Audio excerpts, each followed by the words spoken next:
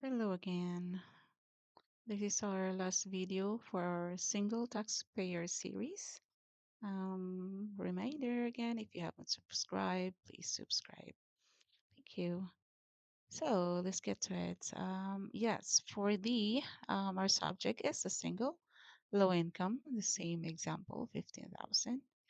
Immigrant, days in Canada is 214 to immigrant. This is important though. For the first time uh, taxpayers always tell whoever is doing your taxes your date of arrival. Okay? So I have encountered some people who went to H&R or those community tax the volunteers that they did not give their date of arrivals, and it's gonna mess up your tax files. Right. So immigrants, this taxpayer, the employer did not withhold any taxes. We're comparing part-time and full-time students and the no tuition as well. Alrighty. So again, we the basic amount is 9182 prorated because she is not in Canada for the whole year. Her only income is a T4 from McDonald's. So total income is 1499. Notice here that there's Canada employment credit. All employees mm, will have this non-refundable tax credit of 1433. It's gonna go up this for next tax season. It's 1470 something. Okay, so with her income and the refundable credits, it's the same scenario as the other ones, 2243.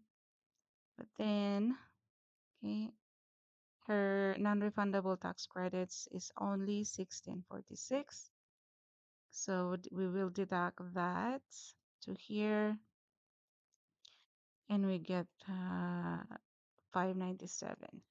Okay, we will add 597 net federal tax to her net provincial. Okay, and we get to the total payable. Right now, since there is no tax deducted, right, there is no tax deducted, she is obligated. It's mandatory to pay this to CRA. Okay, that's why there is an owing of or balance due of 968.64 in here.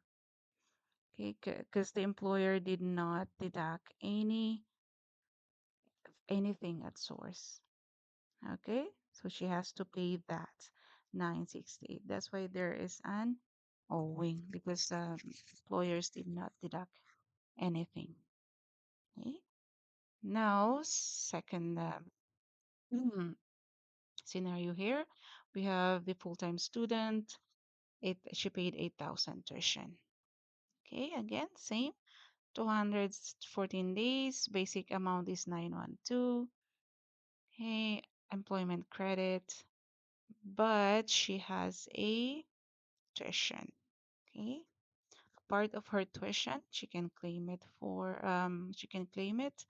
as a non-refundable tax credits. Okay, payable now is 2243. Total non-refundable tax credits, it's the same, so that evens it up. Okay, nothing. There's no tax payable here. I mean, there is no net federal tax. She only has to worry about the provincial, net provincial tax, which she needs to pay the CRA. Okay, and there is no tax deducted here, right?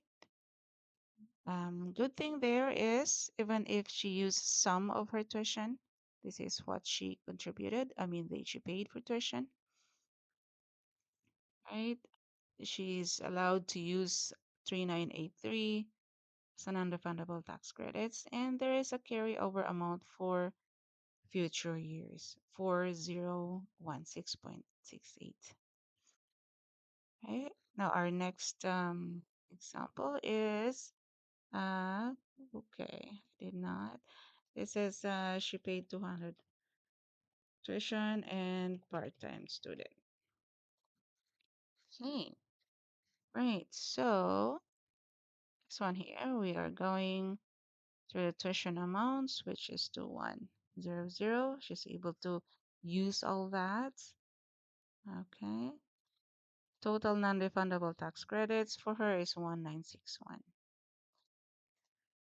Tax, federal tax, okay, it will deduct that 1961 minus 0.2243 minus 1961, and the net federal is 28250. Okay, our net provincial is 371. Our total payable now is 653. No tax deducted, no income tax deducted. So she needs to pay this to CRA. Okie dokie. That's her balance. Okay.